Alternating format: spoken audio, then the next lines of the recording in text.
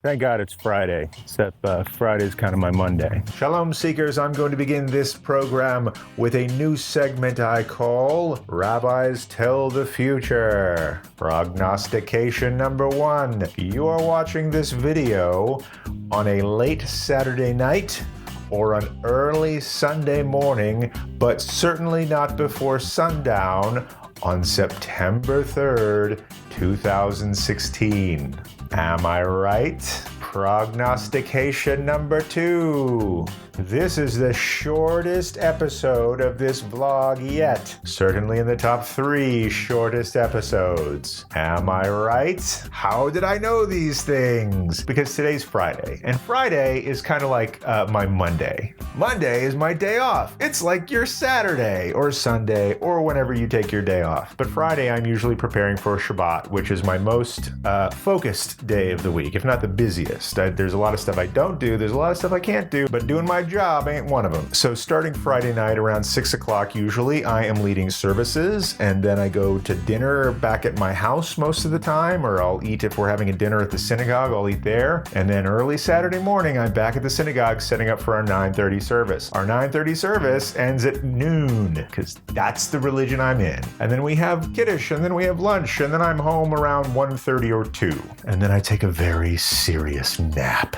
And then I wait for sundown, and then I edit and post videos that I made on Friday. Friday, don't have time to make videos. This is why I call this a daily-ish vlog, because I won't be posting any episodes on Shabbat or on Jewish holidays, because posting a video is one of the things I don't do on those days, or editing the video or promoting the video. If you follow my Twitter feed and my Facebook page, you'll notice that there's a gap in my voluminous postings over Saturdays or over Jewish holidays. You're like, Baruch Hashem. And sometimes I think Fridays are gonna be easy. I think, I'll punch out a little earlier. And then a list forms in my head or in my inbox of all the things that I need to get done before work stops on Shabbat. Our office actually closes at 2 o'clock on Fridays, but I don't. So far today, I've set a schedule for one employee. I've initiated a conversation about benefits with another employee. I sent out a fundraising email for a capital project that we're doing to improve the safety and security of our campus. So anyway, big, hairy, busy day. Also some blessed things. I am performing a wedding this Sunday. Try to get this video out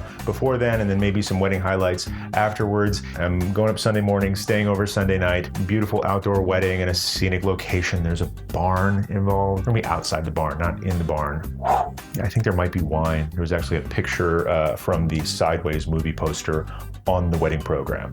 So I'm pretty excited about that. Practicing singing the 7 blessings and getting my notes together to do that ceremony, reading over the statements of vows that the couples wanted to say to each other. This is a couple that I've known for a few months now. Their family is in my synagogue, and I've been honored to guide them down the path toward a Jewish wedding ceremony. As an officiant, I know I am just one small 20-minute part of all the preparations that they've got going into this day. But it's a beautiful couple, and I'm really psyched to be able to celebrate with them. Except for one thing. As I may have mentioned, I'm not eating much food or drinking much alcohol these days. Oh really, John? You hadn't mentioned it. And to curb one's appetites at the celebration of a Jewish wedding is kind of sinful. We're expected to rejoice in the bride and groom.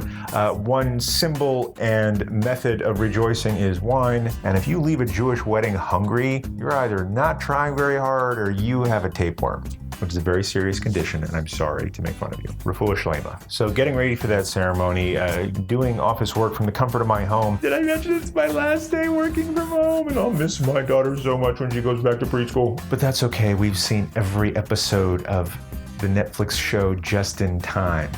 Just in Time. He's got many adventures. So seeing as how I'm gonna be cooped up in the house most of the day, I'm gonna go take a walk.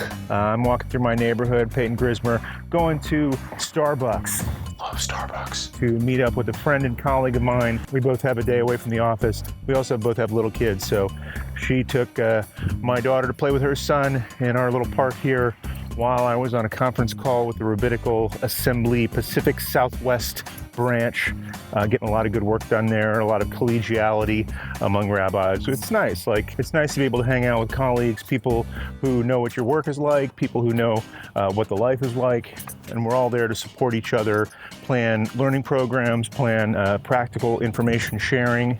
I'm hoping to share with them ideas about maybe doing a workshop on video production for rabbis. I think we need to up our game instead of always just speaking in front of a bookshelf. Coming this fall to YouTube, rabbis in front of bookshelves. I've done that. I try not to. I know it's kind of a credibility indicator. It's something that puts people at ease. If they say, hey, look, I've got all these books and the spines are in Hebrew and I've read some of them. I know something you don't. And those books are valuable and they are sacred and they are holy. But I think we need to get up and move around a little bit, take some of that knowledge to the street. Like Glen Oaks Boulevard, for example. Street.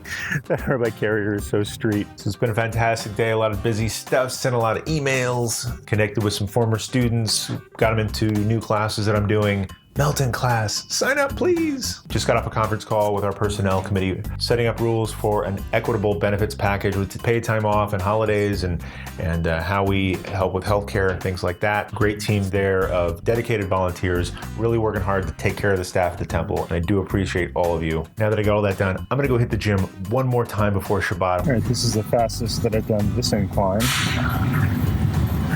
One more thing I have to do before sun goes down. Going into the holiday weekend, wedding weekend, celebration weekend, maybe barbecue, maybe not. What we got?